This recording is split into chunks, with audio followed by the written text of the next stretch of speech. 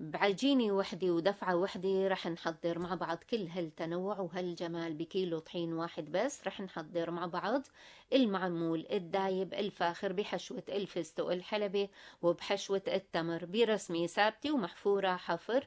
رح نحضر كمان الغريبة الدايبة البيضة الصادة والغريبة المحشية بالتمر مغلفة بالفستق الحلبي يلي منسميها تمارة. ورح نحضر كمان كرات التمر المغلفة بالسمسم والبرازق الشامية المقرمشة على أصول، كلهم بكيلو طحين واحد بس. حولي بيتك لمتجر حلواني بروايح وأنواع وأصناف متعددة ومتنوعة رح تقدميها لضيوفك بالعيد وبكل ثقة. تابعوا معي الوصفة من مطبخنا الشامي، ولا تنسوني شير ولايك على الفيديو والاشتراك بقناتي وتفعيل الجرس ليوصلكن إشعار بوصفاتي الجديدة. مقادير وصفتي رح أحكي عنها بالفيديو من